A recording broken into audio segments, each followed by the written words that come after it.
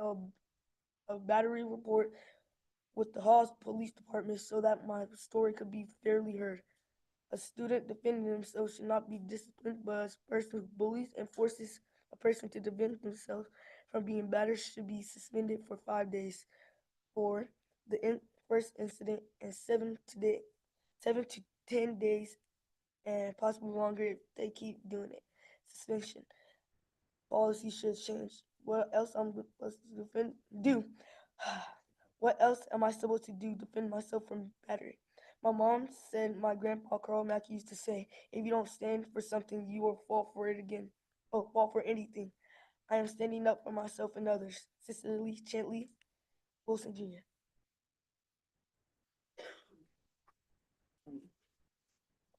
So basically, what he's trying to say is the you can say that the fighting policy is unfair because both parties are punished, even though one party tried to prevent it. So to keep from getting battered, it's kind of hard to defend yourself. If you try to walk away and somebody punches you in the back of the head and you fall down the steps and you hit your head, it can make matters even worse. Not only could you be, physically incapacitated, but also mentally, or even worse. And so that's why we're asking for this policy to be changed. Understand. Thank you so much for coming, young man. Not to comment on the situation, but I want to let you know that's very brave what you just did coming up here to talk to us. Thank you, That's how you get things done. sir. Don't throw it all over social media. You come and talk like a man, and say what your problem is. That's how things get fixed. Okay. And so thank you for coming in. Make sure we have your contact information, and we'll definitely follow up with you. Thank you. Thank you Yeah, so I want much. to tell you, you're one of my favorite. All right. Before was a relationship about 5 years ago. Okay. I'll continue to stay in touch. I'll continue to follow you. All right. And I'm proud of you. Okay. Looking forward to the future, buddy. Thanks for your comments. And like I say, when we've had discipline problems before, and we do need to address it.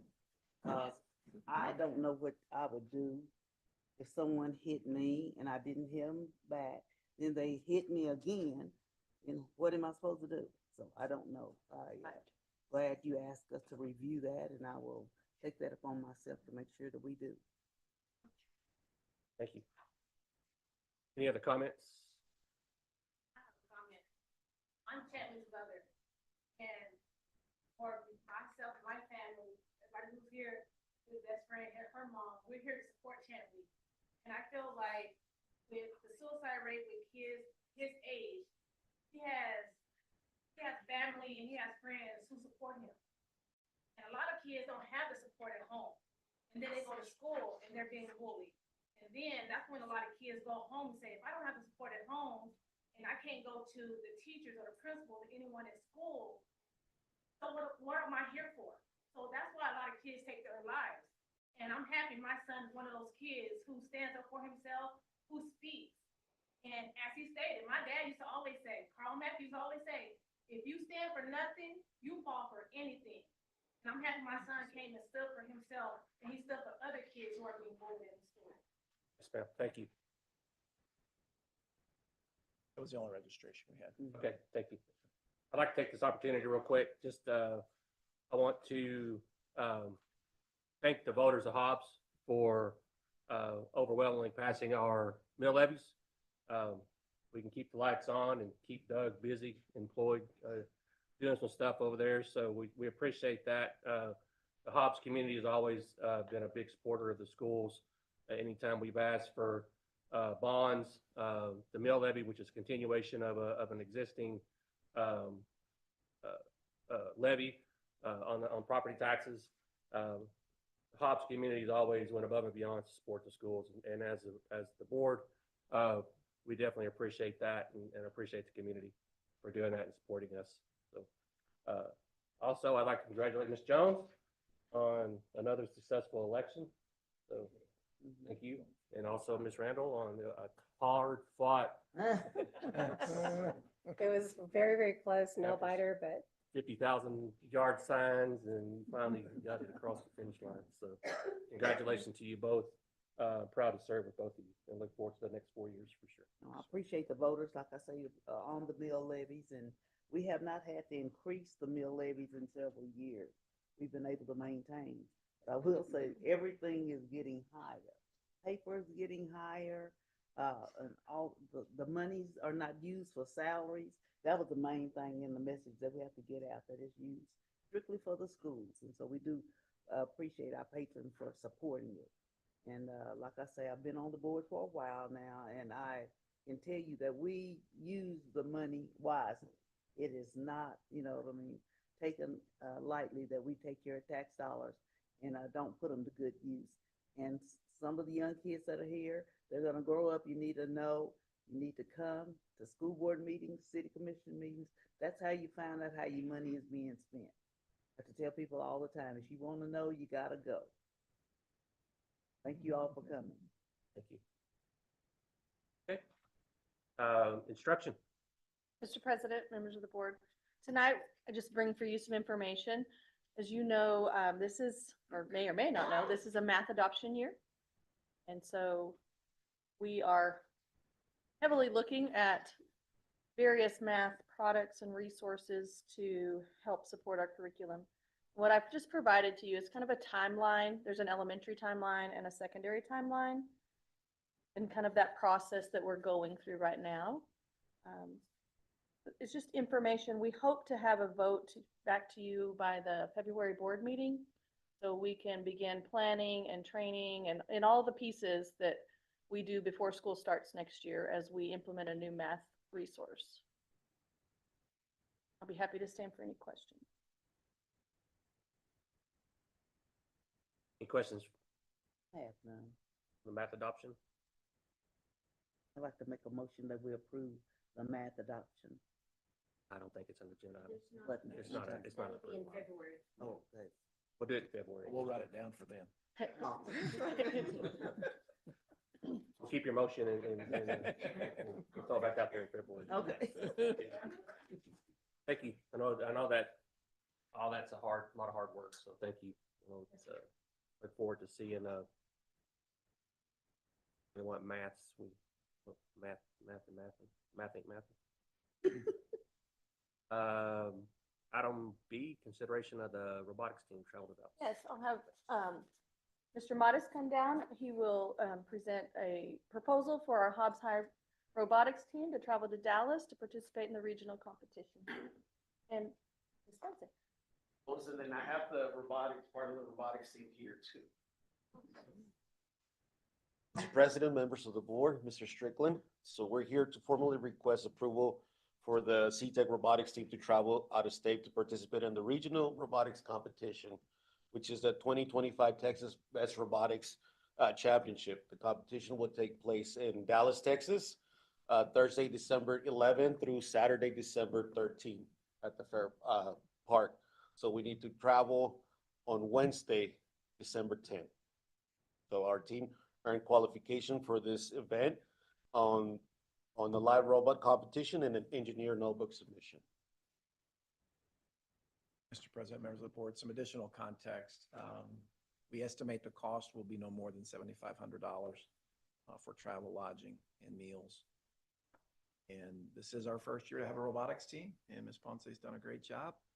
They're learning a lot, and we're super proud of their grit and resilience, and even won an award at the local award? competition. Blood, sweat, and duct tape. Blood, sweat, and duct tape. Yes. Really appreciate their willingness to be adaptable and really learn through that process. And so super proud of their effort and proud to support them in this effort to attend that regional competition in Dallas. Good deal. Any other comments? If not, I'd seek a motion to approval. So moved. Second. Second. Have a motion and a second. All in favor? Aye. All opposed? Motion carries. Y'all have fun. Thank you. Yeah. You guys, good luck. Y'all have fun. Mr. Byrd. Mr. President, members of the board, in your packet, you have the informational HR reports for this month. We did have 6 certified employees that came on board, 11 classified. And then we did have 3 certified resignations and 7 classified resignations. With that, I'll stand for any questions. Any questions for Mr. Burt? How many teachers are we short as of today?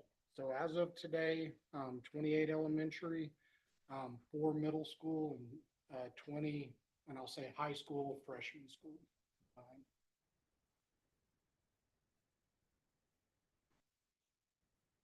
The long-term subs. That's right.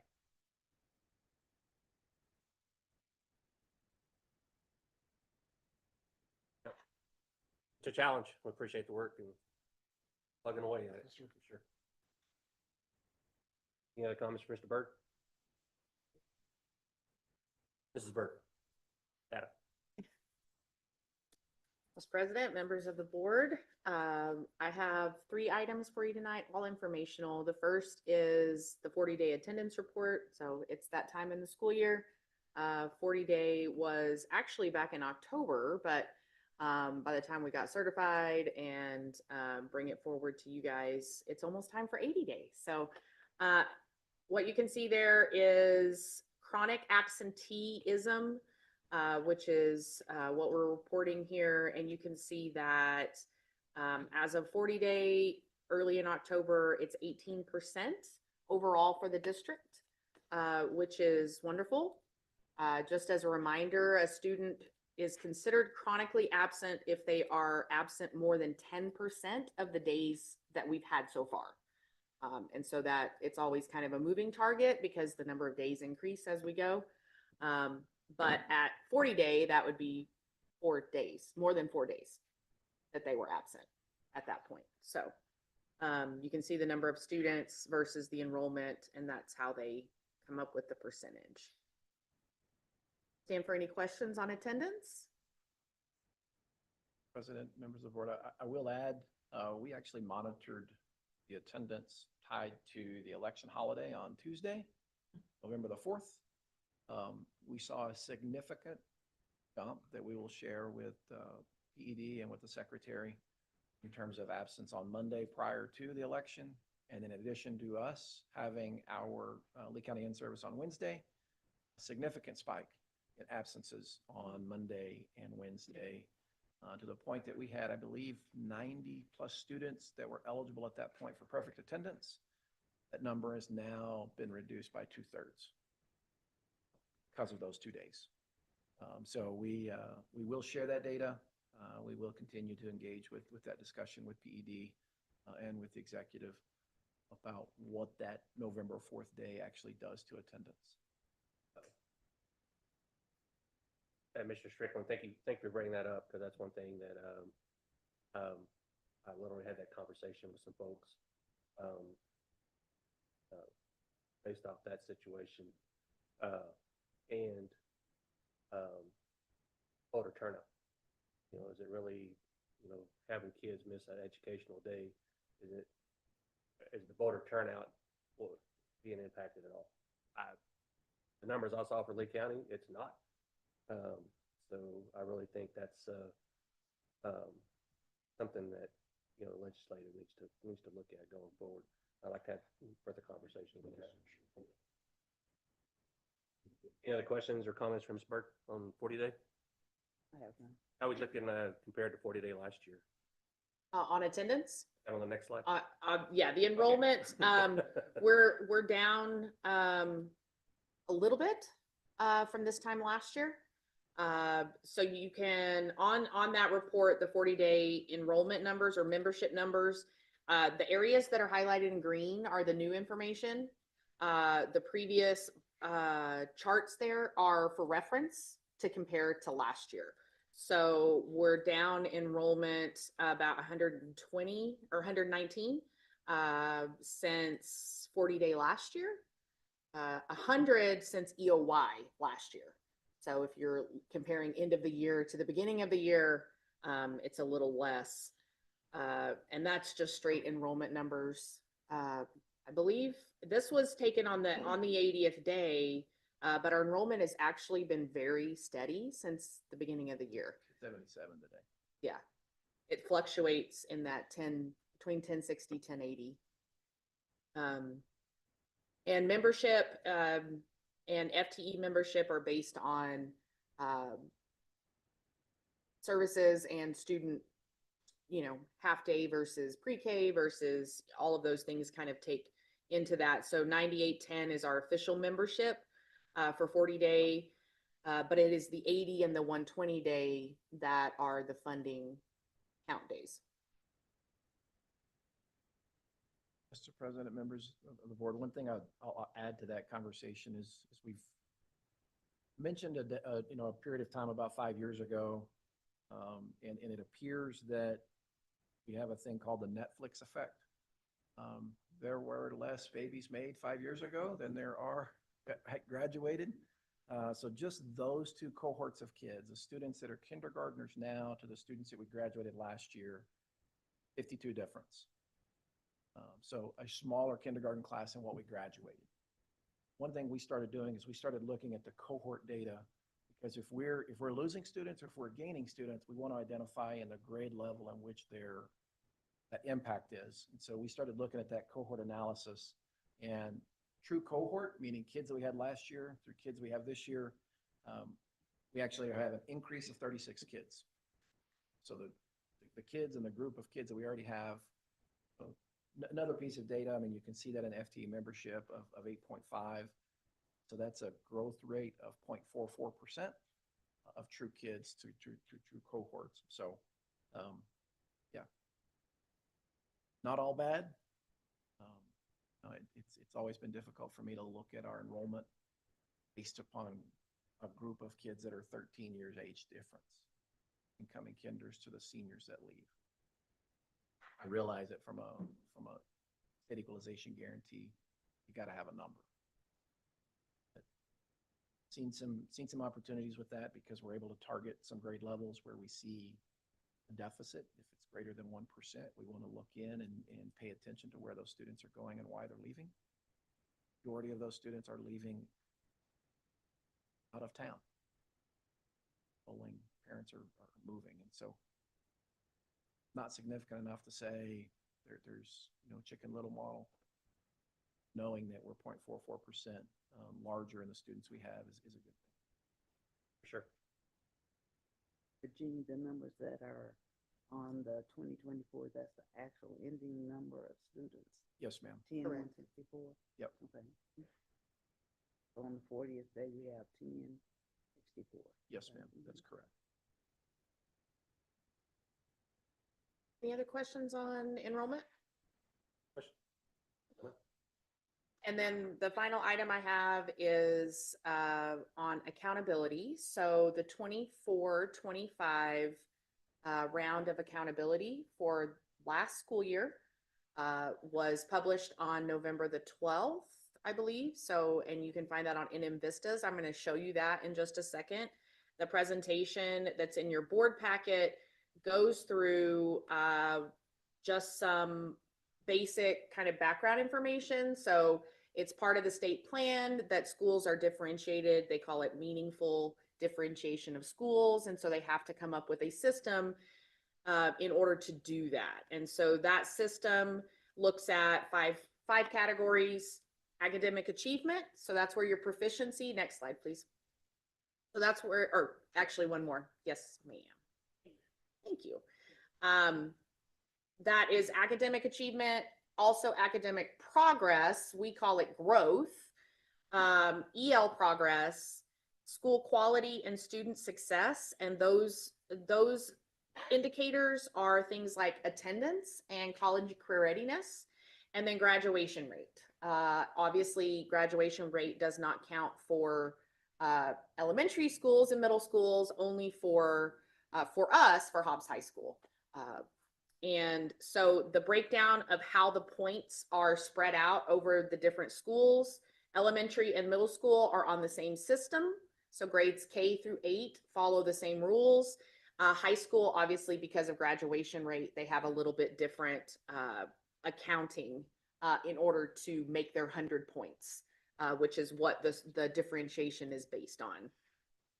On the next slide, I just have for reference, historical, on the elementary school slide. I know that's kind of small on the presentation, but hopefully you guys can zoom it in on your devices. Each elementary school, I listed for you what their designation was in 22-23, and then 23-24, as well as the points in 23-24 compared to the points in 24-25. And remember, those are out of 100, and it's made up of that academic achievement, academic growth, those readiness or success criteria. Just to give you an idea, all of our schools this year are considered traditional in their designation. We have had spotlight schools previously, and we also have had ATSI schools. And so ATSI schools are schools that are showing an area for improvement in a certain, typically in a subgroup. And so in 22-23, we did have schools on designation. They exited the next year. And we've had several spotlight schools last year. Spotlight schools are the top 25%. So they take all the schools, rank them together, and they take the top 25%. So we had a few schools in 23-24, and you can see the point values there.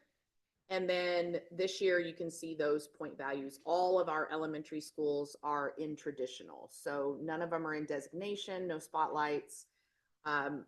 This current school year starts a new cycle for accountability. So you could not get a new designation this year. You could only get out of a designation. The exception is Spotlight. They do that one new every year. So next year will be the beginning of a 3-year cycle.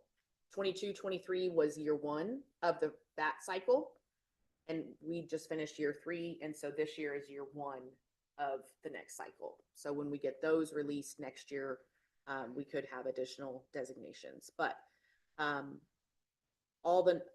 you can see that there's not a huge spread in those elementary school numbers, and that's a testament to the systems and things that are in place and equity across the board. So the next slide has your your middle schools and your high school, and you can see those point values as well.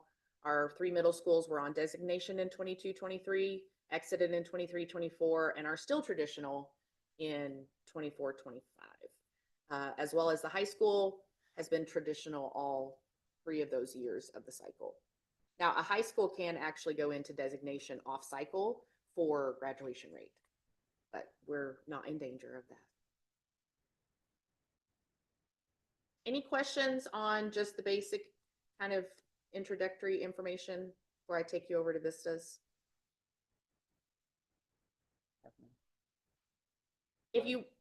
I'm sorry. Did you have, okay. So if you go to nmvistas.org, that's where all the more in-depth information is. If you really want to dig into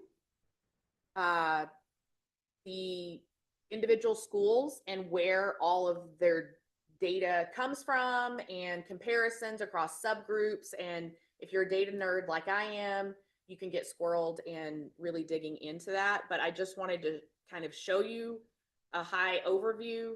nmvistas.org is the website. There is a link in that presentation that will take you to that. You can view by district, you can view by school. District grades or district accountability report cards don't come out until January 15th, but the school ones are all in there. So you can, I'm just going to view by schools, and it opens a search bar at the top, and you can type in a school name I'm gonna go to Coronado Elementary. There's several schools named Coronado. Pick the one for Hobbs Schools. There is a tracking bar across the top if you want to go to different sections to dive into the individual data. But if you don't, you can scroll down and it will take you through the various parts. So you can see Coronado had 59.7 points out of the 100 based on all of those areas. And you can, if they were spotlight or anything, there would be like a little badge there. You can also go to their NM Dash plan from here and see the published part of their NM Dash. You can go to their school website from here, or you can scroll down and look at math, reading, and science proficiency. There's a little graphic representation there. You can click on each one of those sections and go deeper into that. Where does that math proficiency number come from? So you can see Coronado, 39% math proficiency, reading 46, and science 31. Scroll down for growth. Math growth is in the 64th percentile. So Coronado's math growth, and this is based on student to student, not apples to oranges. It is actually based on previous year student score to the next year of that same student. And so Coronado students they did better than 63% of the state in math growth. So that's pretty phenomenal. 54th% in reading growth.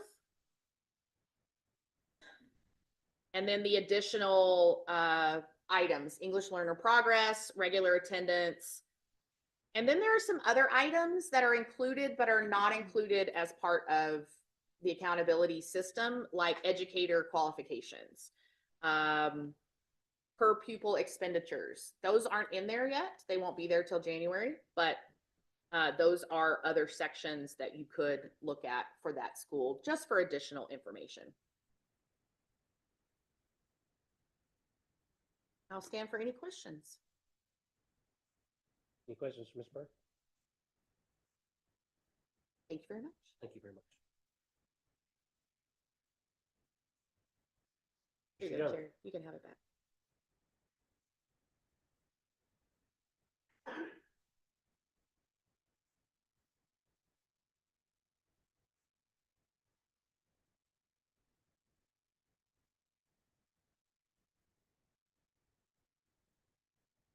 Okay, Mr. President, members of the board, have a few items for you tonight. Starting off with our project updates. I'm going to skip over the Del Norte and Heiser for now, because here in a minute we'll have Mr. Lopez from Park Hill give you an update from our architectural firm. Just quickly reviewing other projects with PSFA, our HVAC and electrical upgrades at Taylor and Mills.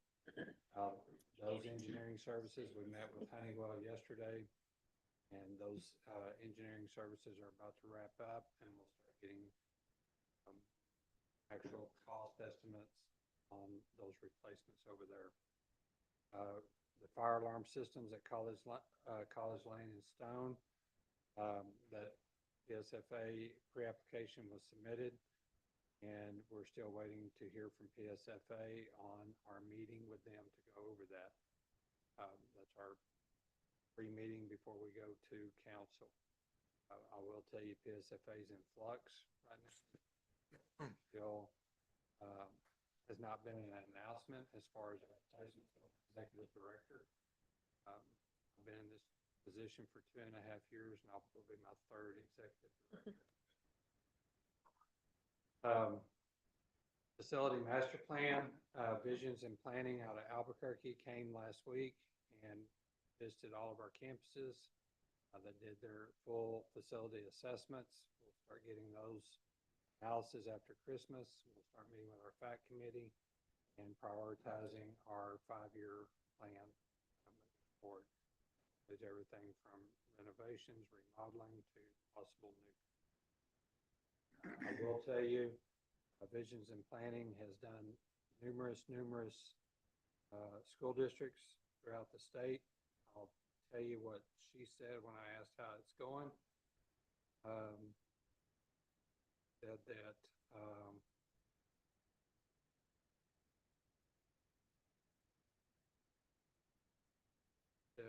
it's going great. You by far have the best maintenance I've ever seen in this. So, again, they have done numerous districts. They were highly impressed with the quality of our facilities, even our older facilities. Ongoing district projects, classroom doors, door replacement at Coronado will start tomorrow. They'll work through Thanksgiving break, get the interior doors replaced over there. Major renovations, Watson Stadium and indoor multipurpose, that starts December 1st. Kicks off then. Everything has been depreciated since the previous turf replacement, so no issues there. And then we also have some stucco repair here at central office that our attention. New section, the new wing. Pretty significant stucco that have to be done. That was totally unplanned. And then other ongoing projects, we've just about completed all of our tree trimmings around the district so that we have good camera access and good camera footage. Security vegetables at Mills, Taylor, and Sanger on order. That should start after Christmas. Roofing, we did get a quote in the other day. We're waiting for an official CES quote, and then once we get that, we'll get that ordered. Start on the roofing repairs at various campuses around the district. Taylor Elementary Playground's been ordered. That works to begin December 15th, and they'll work Christmas on that. And that was a donation from Aaron Fields. Indoor batting cage at Veterans Stadium, that construction is to begin soon. Another donation from County Commissioner Tyson Pierce. Appreciate those donations for our students. And we're also looking at updating the boardroom. Informed you of that? Waiting on a plan. But we're looking at possibly doing a little bit of renovation here at the front, possibly moving this a little closer, moving this in, creating a ramp on that side instead of steps, and just doing a little bit of remodeling here. Okay. Accessible. And the rest of it are the pictures, longitudinal time lapse. Just from one picture from each month. I know Mr. Lopez has some other photos to share with you. So at this time, I'll take any questions that you have on ongoing projects. Question from Mr. Young? At this point in time, I'd like to call Mr. Lopez up from Park Hill. Most of you have met him before. And I don't know if Ms. Randall has. She wasn't on the board the last time RJ was here. RJ has assured me that this is under 43 and a half minutes. 42.5. Okay. Mr. President, David, go. members of the board, Superintendent Strickland. Perfect. Excited to be back here to talk about your projects that are under construction. Doug, when I told him I was mostly showing pictures, he said, well, I could have done that. But I appreciate you not showing all the pictures so I could show a little eye candy. But since I was last here, we actually did go through the whole PSFA funding process, and that was a hurdle.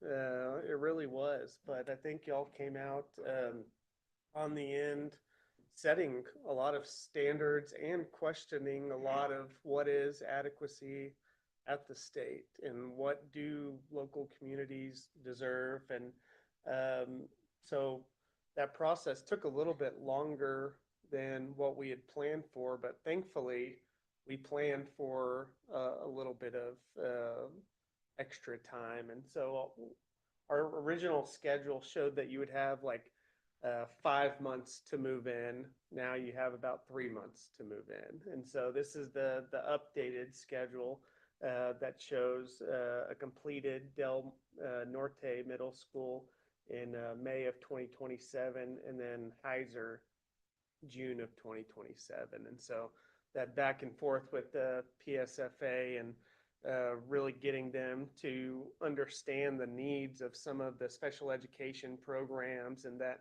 not every community is the same, and that y'all really serve your special education community the way they should be. And that requires square footage, and them coming to the table and saying, okay, that can be part of adequacy was a big thing. And I think that they mentioned that that's something that they're going to consider going forward in other projects. So just once again, Hobbs Municipal Schools kind of setting the standard and raising the bar a little bit for what the state should be doing and looking at. So definitely applaud y'all for that.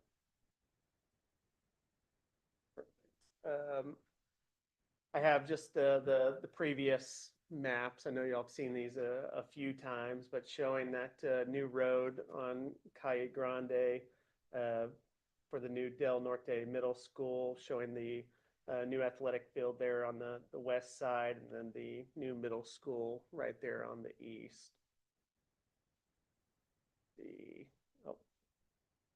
It's just a little bit more zoomed in, showing parking around the site.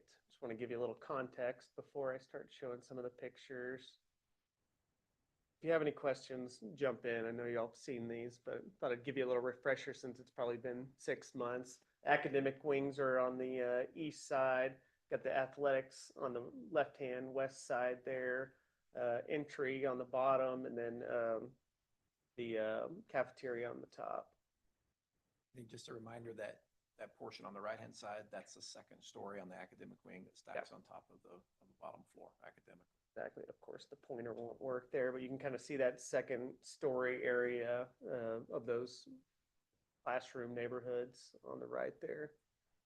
The main entry on the left with the drop-off drive. And then, I get used to this clicker. See the development of the road there. So Calle Grande, you have starting to have access to your school there. I know if you went out to the groundbreaking, it wasn't terribly easy to get out there, but it's getting easier every day. And so you will have a nice thoroughfare that goes right next to your new middle school. And then you can see here, this is a bird's eye view that shows that they have poured concrete. You can see there was some fresh concrete of the athletics and gyms there on the top left. Going to the right, you can see the kitchen and dining area, and then the steel and concrete for the 2-story classroom wing there on the right. So in the top right is the 6th grade on the bottom, 8th grade on the top, and then towards the front of the school, you'd have the special education on the bottom, and then the 7th grade on the top. And then they're still working in the fine arts area and then the administration area. But progress is on schedule to still finish on time. And this is just additional pictures showing some of that steel being hung there, and showing the notice to proceed was March 2025, and then substantial completion May 2027, on track for that. All right. Then we'll look at Heiser Middle School, which is the same floor plan, just mirrored toward the entry faces north instead of facing south. You can see we placed that in the existing athletic field so that we could leave the existing school functioning as it's being built, and then eventually build the athletic field where the existing school is. So there will be a phase 2 where that middle school is demolished and the new field is built. That's showing that phase two. On this one, the academic wings are still on the right, athletics are still on the left, but the admin is now facing the north, Stanlin, and the kitchen is facing the south.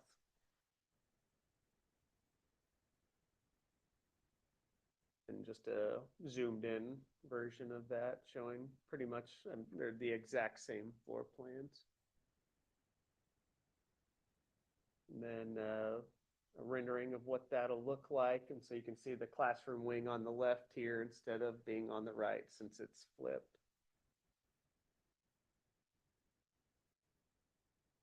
And the progress that's taken place over there. So you can see concrete slabs going in. You can see steel deck for the second floor, structural steel joist to hold up the roof. Then just continual progress that'll get us to that June 2028 substantial completion to get students in time.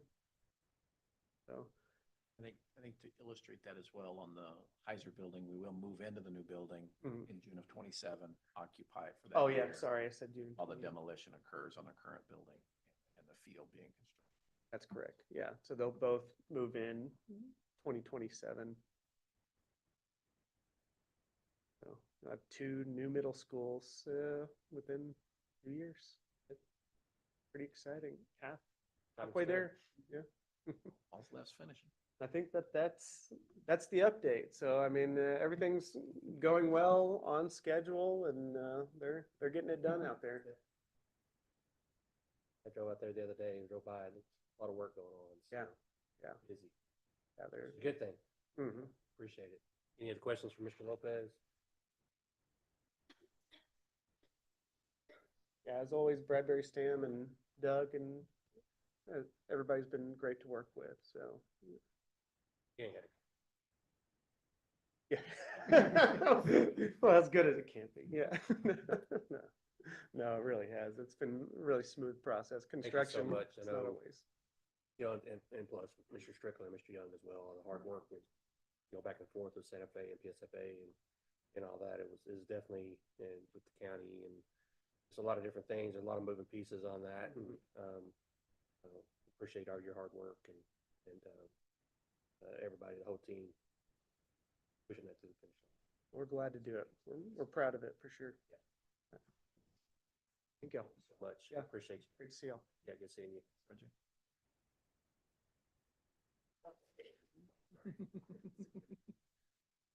And, Mr. President, members of the board, the last item for you is an item for consideration, and that's the adoption of the safe school plans. And we have our Director of Safety and Security, Mr. Hardison. I go over that with you. President, members of the board. We are currently still under the safety plan from last year through June 6th. And so this one will cover us from 26 on out. This safety plan covers our unification plans. It covers any fire drills, safety teams, all of those sections that we have, all are where our evacuation spots are, how many teams we have, what their qualifications are with all their certificates for CPR, CPI, all the different things that those team members possess. We are still working on updating these list of all the ones that are listed on the document. There are some that we're trying to update that from the last year's, and so we're changing some of those as we go. We have to have this in by December 1st to PED, so we get credit. Once we get that, they will send them back. They'll review them, check them, and send any corrections that we need back, and then we will fix those and get them to them by June 6th as the time period. So we have also looked at a reunification, since we cannot use the event center. We are walking and talking with the city, with the Corps, use the Corps as that secondary evacuation area, reunification. So, are there any questions that we have, or I'll be glad to answer questions. I read that, any questions for Mr. Hardison?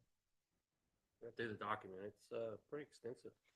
It is, and it's for every school. It's Yeah. 19 different schools. I've noticed that they've added some additional portions in there from last time I filled one out, Yes. so. Yeah, they've added quite a few things on that. Part of that is the certificates that we have to have for everybody that's on those teams throughout the document. It's about 82 pages. Yeah. And the principals, we've all been working together with that and working on those. Good deal.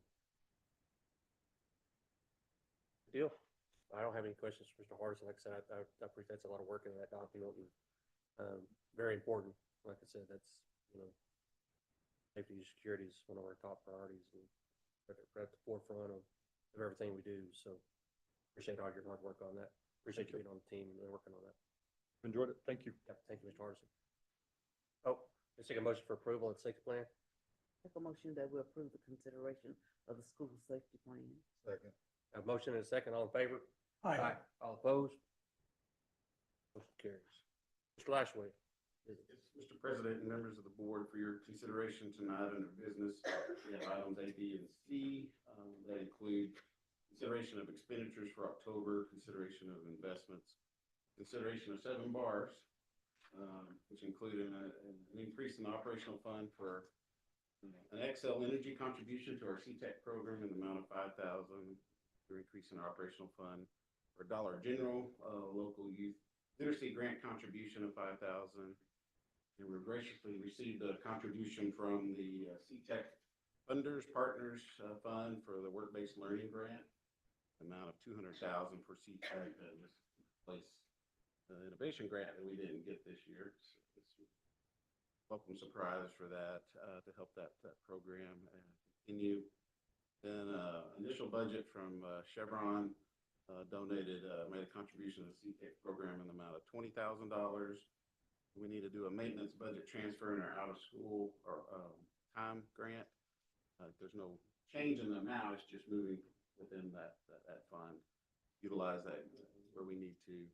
And then we have an increase in our capital improvements fund for a grant from the city of Hobbs. This was actually for last year, it was $350,000, but we got it in this school year, so go ahead and recognize that. And then another increase in our capital improvements grant for insurance recovery for hail damage on our vehicles, amount of $141,744.37.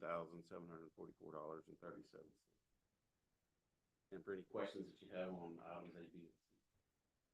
Board's had their packets, a few days, so actually quite a few days for this one. So, hope, we'll had a chance to go through that. Had any questions for Mr. Lashway? Any questions at this time for Mr. Lashway? No. I'd seek a motion for consideration of the expenses, investments, and 7 bars. Have a motion and a second. All in favor? Aye. All opposed? Motion carries. Did the first, Johnny motion. Johnson.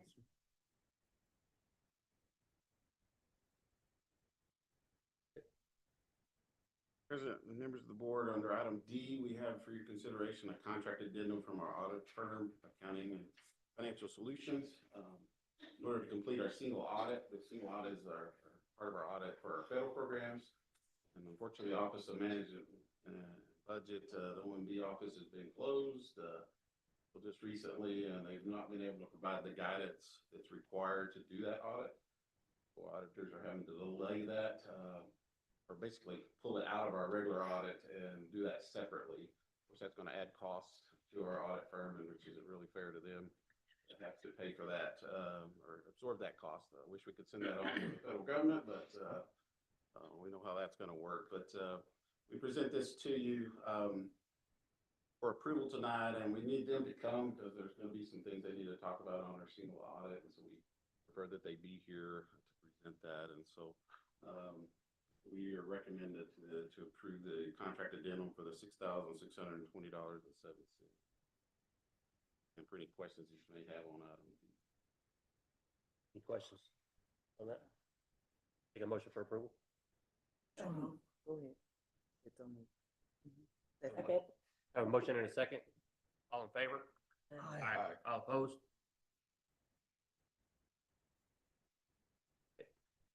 Motion passes. And, Mr. President, and members of the board, we have item E, we have for your consideration tonight a resolution authorizing defeasance, which is an early payment of our bonds for a portion of the Series 2023 related agreements. And we have our bond financial advisors on Zoom today, so I'll turn that over to them and Mr. Strickland. And so, Mr. President, members of the board, this is not new to us in terms of Hop Schools. We're always appreciative of the opportunity to return money literally to our taxpayers in terms of that tax burden. So anytime we have an opportunity to do that, our financial advisors remain aggressive in that so that we can maintain that levy so that we don't have to increase taxes, go out for other elections. So no representatives from Stiefel are present. Yes, sir. Yeah, so who does it show? Is it Nick? Is it? Oh, great. So Heather from Bond Counsel is representing us from Cuddy McCarthy, as well as Brad Angst of Stiefel. So Brad, take it away and address anything else that I didn't cover.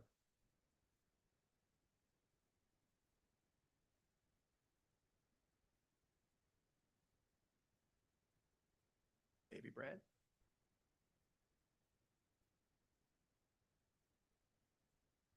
Heather would love to speak to Brad's role.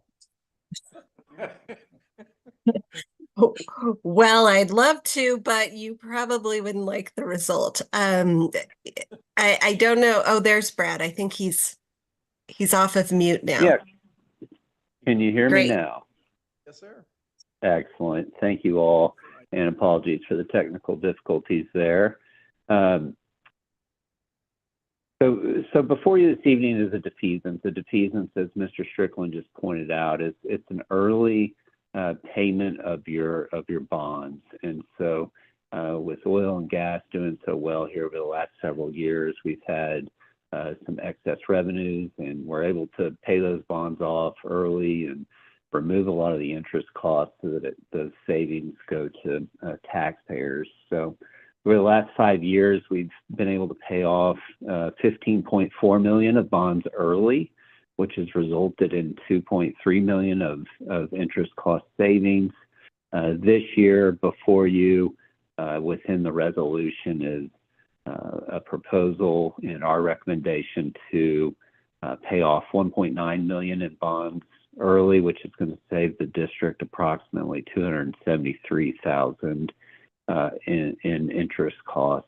In addition, and besides the savings that you receive from paying these bonds off early, it serves another couple of important items and tools for the district and us that really helps us, first off, manage the mill levy so that there's not a lot of volatility from year to year. It allows us to help keep that steady, what the district has conveyed and talked to the community about during the bond elections.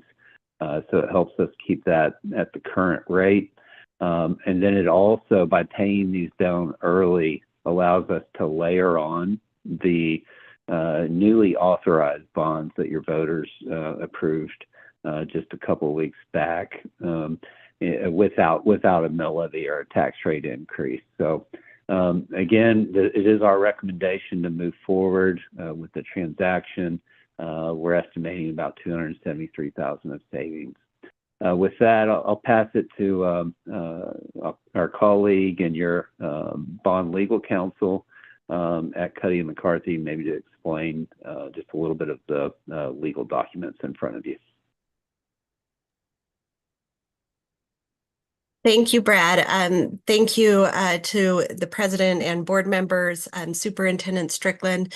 You should have before you the resolution that authorizes the defeasance, and it is on a portion of the Series 2023 bonds and authorizing the execution of an escrow agreement and other matters related thereto.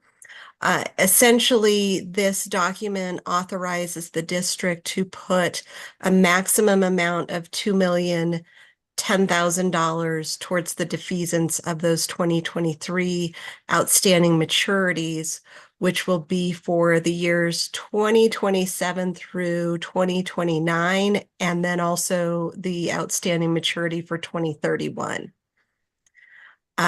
The authorization includes sending the notice of defeasance to the bondholders, letting them know that you're going to be putting this money in escrow for payment of those specific maturities, the approval of the escrow agreement, which you should have as well, and then any other further procedures that become necessary in the process.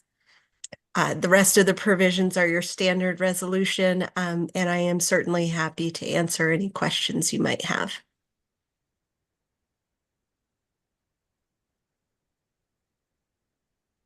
You want to have any questions?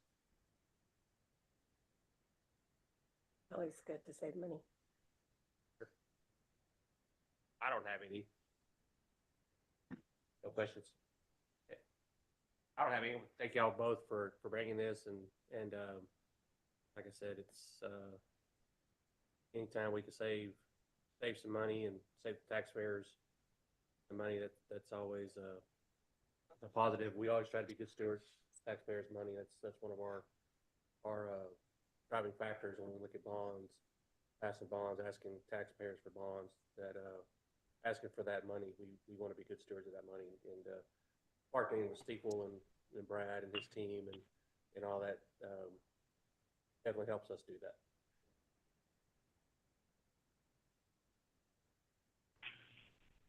There's no questions. I'd seek a motion for approval. A motion to approve. Second? Second. Have a motion and a second. This will be a roll call vote. Mr. Calderon? Yes.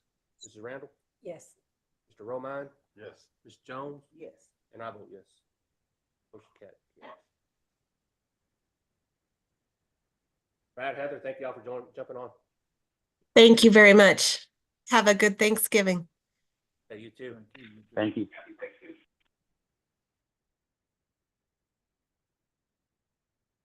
Last, we just have your monthly budget report for your review. Okay. Mr. Lashway, thank you.